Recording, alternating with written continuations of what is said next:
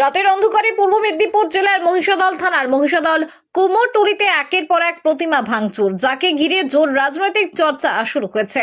This channel does not promote any violent, harmful or illegal activities. All content provided by this channel is meant for an educational purpose. রাজ্যের বিরোধী দলনেতা শুভেন্দু অধিকারী ইতিমধ্যে social মিডিয়ায় post করে ঘটনার তীব্র নিন্দা প্রকাশ করেছেন।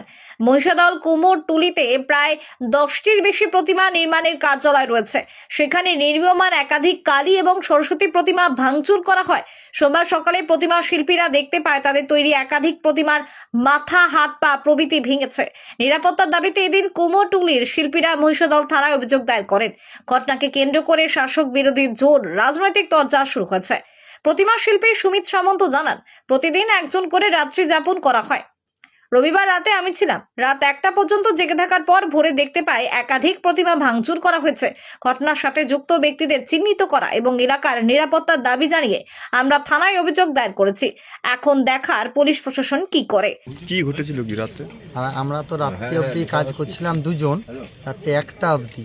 মানে 1টার পরে তো আমরা যেন খাওয়া দাওয়া করে শুয়ে পড়ি। রাতে যে আজকে আমি থাকি, কালকে ও থাকে, যে হোক থাকি করি। ঠিক রাত্রির পরে ঠিক 3টের পরে একটা আওয়াজ পাই, উঠে দেখি গেটের ভিতর দিয়ে, কিন্তু কাউকে দেখতে পাইনি। আর যদি মানুষ এরকম ক্ষয়ক্ষতি করে, আমাদেরকে অন্য মানুষ ছাড়বে যারা অর্ডার দিয়েছে। তা আমরা তো গরিব মানুষ, খেটে খাই। ঠাকুরের কি ভেঙেছে? ঠাকুর পুরো তজরজ হয়ে গেছে, 2টো ঠাকুর, 3 ঠাকুর সব তুলেছি, তো মুখটো কিছু নেই, আঙুল টাঙুল কিছু নেই। আমার ভেঙেছে 2খানা। আমার পার্শ্ববর্তী যত মিস্ত্রি, সব মিস্ত্রি ভেঙেছে, সব মিস্ত্রি ঠাকুর টোটাল 8খানা ঠাকুর। কোনোটা রেট। আমার নাম সুমিত সামন্ত। বিজেপির রাজ্য কমিটির সদস্য তপন বন্দ্যোপাধ্যায় জানান, শাসক দলের মদতে দিনের পর দিন এই ধরনের ঘটনা ঘটে চলেছে। আমরা এর তীব্র প্রতিবাদ জানাই। তবে শাসক দলের বিধায়ক তিলক কুমার চক্রবর্তী তিনি জানান, এই ধরনের ঘটনা বিজেপি রাজ্য জুড়ে করে চলেছে। 21 সালের আগে এই ধরনের ঘটনা ঘটতো না। রাজ্যে যতগুলি ঘটনা ঘটেছে দেখা গিয়েছে এর সাথে বিজেপি জড়িত। তবে যে বা যারা এই ধরনের ঘটনা ঘটিয়েছে তা পুলিশ তদন্ত করে যাতে সামনে আনে তার দাবি জানাচ্ছি। যে প্রশাসন তদন্ত করে দেখুক, যদি কোনো ব্যক্তি এটা করে থাকে, কেউ বা কারা করে থাকে, তাহলে তার বিরুদ্ধে যথোপযুক্ত ব্যবস্থা গ্রহণ করুক। কিন্তু আমরা বুঝতে পেরেছি, একটা মৃৎশিল্পী ঠাকুর তৈরি করছে, সেখানে কে বা কারা ইন্টেনশনালি ভাঙতে যাবে, কারো দরকার নেই। হয় তাদের নিজস্ব কোনো কারোর সঙ্গে কারো গণ্ডগোল আছে, যে ঠাকুর শিল্পী তার সঙ্গে কারো ব্যক্তিগত গণ্ডগোল আছে, সেটাও হতে পারে, অথবা অন্য কেউ করতে পারে, যেটা রাজনৈতিক কারণে কেউ করে দিয়ে একটা সম্প্রদায় বা একটা মানুষকে ইন্ডিকেট করা হচ্ছে, এক একজনকে বিজেপির অভিযোগ যে শাসক দলের অঙ্গী হলো না, এটা না, শাসক দলের অঙ্গী হলো না 2021 সালের আগে হয়নি তো, 2021 সালের পরে এগুলো এত হচ্ছে কেন? বিজেপি তরফে মহিষাদলে প্রতিবাদ মিছিল বের করে বিজেপি তাতে যোগ দেন বিজেপি নেতা দিব্যেন্দু অধিকারী। স্থানীয় বিধায়ক বলছে যে 2021 সালে আগে এই কাজটা ছিল না, 2021 এর পরে এই কাজটা শুরু হয়েছে। কি বলবেন? উনি তো যত শুনেছি ব্রাহ্মণের সন্তান, বিশ্বাসকে আঘাত দেওয়ার জন্য আমি কারো ধর্মের ভাবাবেগ আবেগে কোনো আঘাত করে বলছি না। তার উচিত তারও রাস্তায় নেমে প্রতিবাদ করা, তাকে জ্ঞান দেওয়ার আর ও সম্পর্কে ওর কোনো কমেন্টসের রিয়াকশন দেওয়া আমার মুখের স্বভাব।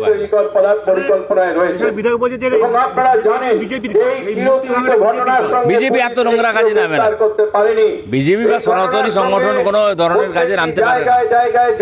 এর সাথে যারা জড়িত তারা মানে রাষ্ট্রবিরোধী জেহাদি, ইসলামিক জেহাদ। পূর্ব মেদিনীপুর জেলার পুলিশ সুপার বেতন কুমার দে জানান, মহিষাদলে প্রতিমা ভাঙচুরের ঘটনায় পুলিশি তদন্ত শুরু হচ্ছে। এলাকার সিসিটিভি ক্যামেরার ভিডিও সংগ্রহ করা হচ্ছে। আচ্ছা, একটি বিষয় যেটা আমাদের কাছে বারবার আমাদেরকে ফেস করতে হয়, সে ব্যাপারে আমাদের যে ডিস্ট্রিক্ট পুলিশের অবস্থান সেটা আমরা ক্লিয়ারলি বলতে চাই। সেটা হচ্ছে বিভিন্ন ধর্মীয় যেগুলো মন্দির, মসজিদ, চার্চ ইত্যাদি বা মূর্তি ইত্যাদির উপর কোনো আক্রমণ বা আঘাত বা সেগুলোকে কোথাও হয়তো দরজা জানলা ইত্যাদি কাঁচ ভাঙা আছে বা মূর্তি ক্ষেত্রে কিছু বিকৃতি হয়েছে, সেরকম কিছু যদি হয় সেক্ষেত্রে যেটা মানুষের অনেক সময় একটা প্রাথমিক প্রতিক্রিয়া দেখতে পাই আমরা, এবং যেটার পিছনে কিছু ব্যক্তিগত, গোষ্ঠীগত, রাজনৈতিক স্বার্থও থাকে, যে সেই জিনিসটাকে সবসময় একটাই দিকে মানে এটা it has to be presumed যে এটা নিশ্চিতভাবে কোনো না কোনো অন্য ধর্মের মানুষ, অন্য সম্প্রদায়ের মানুষ আমার ধর্মকে অসম্মান করার জন্য, অপমান করার জন্য এটা করেছে। আমরা একটা দ্ব্যর্থহীন ভাষায় কথা বলতে চাই, আমাদের উল্টো প্রিজাম্পশনটা নেই। আমরা এটা খুব বিশ্বাস করি যে যেমন প্রচুর মানুষ আছে যারা অন্যের ধর্মকে সম্মান জানানোতে বিশ্বাস করে, তেমনি অল্প হলেও এরকম মানুষও আছে যাদের মস্তিষ্কের বিকৃতি ঘটেছে, যাদের অপশিক্ষার কারণে তাদেরকে আমরা মনুষ্যতরজীবী হিসেবে গণ্য করব, যারা অন্য ধর্মের কোনো সিম্বলকে আঘাত করে তার মধ্যে বিকৃতি ঘটিয়ে তারা আনন্দ পায় বা তারা মনে করে সেটা তাদের ডিউটি বা কর্তব্য। তো সেই রকম যদি কোনো হিন্দুর মূর্তিকে কোনো মুসলমান এরকম ধরনের নোংরা মানসিকতা থেকে যদি বিকৃতি ঘটায়, তাহলে তাকে একটা ডাইহার্ড ক্রিমিনাল হিসেবেই আমরা ট্রিট করব। আমাদের কাউকে লুকানোর কোনো মানসিকতা ইত্যাদি নেই।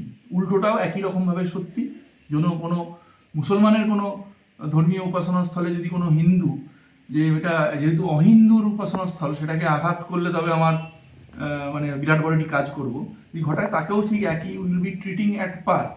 এখানে সে কি সামাজিক অবস্থানে আছে, কোন রাজনৈতিক দলের সমর্থক, এটা কোনোভাবেই দেখা হবে না। আমাদের একটাই বক্তব্য আছে যে আমাদেরকে প্রাথমিকভাবে একটু সময় দিতে হবে, প্রিএমটিভ স্টেপসগুলো নেওয়ার জন্য আমরা চেষ্টা করছি ডিস্ট্রিক্ট জুড়ে। তারপরে যদি এটা আপনাদের ফিল হয়, তাহলে আপনাদের গণতান্ত্রিকভাবে প্রতিবাদের নিশ্চিতভাবে অধিকার আছে, ভারতীয় সংবিধান সেটা দিয়েছে। কিন্তু প্রথমেই যদি ধর্মীয় লাইনে যদি কেউ দুনিয়ার মুসলিম এক হও, দুনিয়ার হিন্দু এক হও, দুনিয়ার খ্রিস্টান এক হও, এই মোডে যদি কেউ রাস্তায় বেরোয় বা এটা এই ধরনের উস্কানি দেয়, আগে তাদের এগেনস্টে পুলিশ ব্যবস্থা নেবে। একদম ফুটবল খেলার মতো নিয়ম, যে ফাউলটা করে মানে তার এগেনস্টে লাল কার্ডটা হয়, তারপরে মানে কাউন্টার যে করে, মানে ধরুন আপনাকে কেউ ফাউল করলো, তারপরে আপনি ঢুসো মারলেন জিদানের মতো, তাহলে জিদান আগে লাল কার্ডটা দেয়। তো সেটাই এক্ষেত্রেও দেয়। আপনি যদি দেখেন যে পুলিশ কাউকে লোকানোর চেষ্টা করছে, এই পুরো তদন্ত প্রক্রিয়া, মূর্তি ভাঙা হয়েছে সকালবেলা দেখছি, এবার সেটা অনেকগুলো কারণে ঘটতে পারে। আমরা এতদিন ধরে অভিজ্ঞতা থেকে দেখেছি, সেখানে হতে পারে যে পশুতে করেছে। আমরা এরকম বহু কেস পেয়েছি, আমরা নাম ধরে ধরে বলতে পারি কোন থানায় কখন ঘটেছে। কোথাও মাতালে করেছে, কোথাও সম্পত্তিরটা মূল লক্ষ্য ছিল প্রণামীর বাক্স, যেখানে হিন্দু মুসলিম উভয় টিম মিলে করেছে। আবার খুব অল্প হলে এরকমও আছে যেখানে হয়তো কোনো অহিন্দু মানুষ, কোনো মুসলমান সম্প্রদায়ের মানুষ বা অন্য কোনো সম্প্রদায়ের মানুষ ধর্মকে অসম্মান আঘাত করার জন্য, তাকে মানুষ না বলে আমি অবশ্যই অমানুষ বলবো, সে বিকৃত বুদ্ধি মন্দ বুদ্ধি, সেও ঘটনা ঘটিয়েছে, তো তাকে আমি ওইভাবে ট্রিট করবো। আমরা তাকে কোনো লোকানোর বা কোনো ঢাকা দেওয়ার চাপা দেওয়ার কোনো বিষয় নেই। কেউ একটা এখানে মূর্তি ভেঙে দেবে এই ধরনের মানসিকতা থেকে, বা চার্চে কিছু ঘটিয়ে দেবে বা মসজিদে কিছু ঘটিয়ে দেবে, তাকে আমরা একদম খুব দায়িত্ব সহকারে তার ব্যবস্থা করব, বিধান করবো, এটুকু দায়িত্ব নিয়ে বলতে পারি। তো তাকে সেখানে কোনো রেয়াত করার কোনো প্রশ্নই নেই। সুতরাং অনুরোধ শুধু এটাই যে আগে আপনাকে প্রাথমিকভাবে প্রশাসনের উপর আস্থা রাখতে হবে। যদি প্রথমেই বলেন যে আপনি আইন নিজের হাতে তুলে নেবেন, কারণ অজস্র জায়গায় অজস্র মন্দির, অজস্র জায়গায় মূর্তি তৈরি হচ্ছে, একদম যদি আমার প্রথমেই এই প্রিজাম্পশন হয় যে মসজিদে কিছু ঘটেছে মানে হিন্দুরা করেছে, আর মূর্তিতে কিছু হয়েছে মানে মুসলমানরা করেছে, এবং সেটা ধর্মীয় উন্মাদনার জায়গা থেকে করেছে, তাহলে আপনার এলাকাতে কমিউনাল টেনশন তৈরি হলে বাকি যার যা আখের গোছানোর আছে, যে যেটা করার আছে সে করবে। অনেকের অনেক রকমের লাভ থাকে, ব্যক্তিগত, গোষ্ঠীগত, রাজনৈতিক, কিন্তু আপনার বাচ্চারা কিন্তু ট্রমায় থাকবে। 10 বছর 20 বছর একটা জায়গাতে নর্মালসি ইনসিডেন্ট হতে লাগে, ওই সাইরেনের আওয়াজ, বুটের আওয়াজ, এগুলো কিন্তু আপনার পুলিশের গাড়ি ঢুকবে, এই যে ট্রমাটা তৈরি হয় সেটাতে সাফার করবে প্রাইমারিলি আপনার বাচ্চারা একটা ঘৃণার এবং একটা অবিশ্বাসের বাতাবরণে তৈরি হবে। নাগরিকদেরকে এইটুকু বুদ্ধি রাখতে বলছি। বাকি তো সবাই রাজনীতির মতো করবেন, সেটা ঠিক আছে, কিন্তু এটুকুই অনুরোধ থাকবে। ধন্যবাদ। জাহাঙ্গীর বাদশা রিপোর্ট, জিবি লাইভ নিউজ।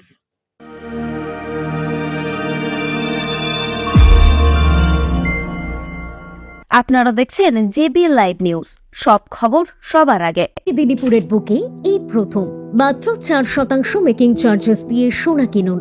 বিজলি জুয়েলার্সে পাবেন সোনার উপহীরের গয়না ও গ্রহরত্নের বিশাল কালেকশন।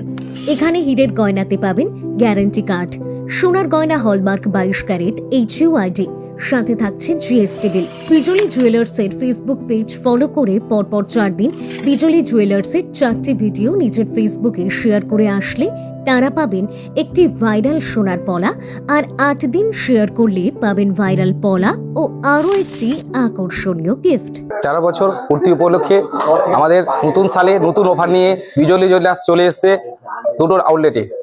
4% making charge. যে কোনো ডিজাইন 1 গ্রাম থেকে শুরু, যে কোনো ডিজাইন নিলে 4% মেকিং চার্জ থাকছে।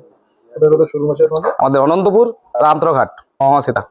বিজলি জুয়েলার্সের দুটি mega showroom Anantapur girls high স্কুলের বিপরীতে। যোগাযোগের নাম্বার 8927310178 এবং মহাশ্বেতা রাম তারাঘাট বাজারে। ফোন নাম্বার 9051038299, পূর্ব মেদিনীপুর।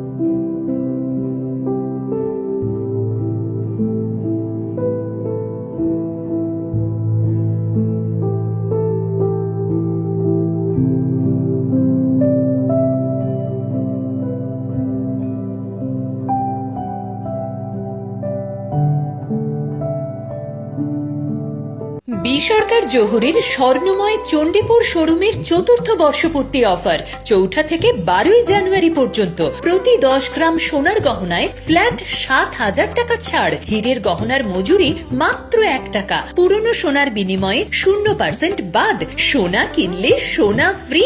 কেনাকাটায় নিশ্চিত উপহার। বি সরকার জহুরী, চণ্ডীপুর। বন্ধ্যাত্ব কোনো অভিশাপ নয়, এটি চিকিৎসার মাধ্যমে নিরাময় সম্ভব। পূর্ব মেদিনীপুরের সর্বপ্রথম টেস্ট টিউব বেবি সেন্টার এখন তমলুকে। যোগাযোগের ঠিকানা উত্তরণ ইনফার্টিলিটি ক্লিনিক প্রাইভেট লিমিটেড, পদুম বসান, আদি মোহিনী মোহন কাঞ্জিলালের পাশের গলিতে। যোগাযোগ 9679225556 এই নম্বরে।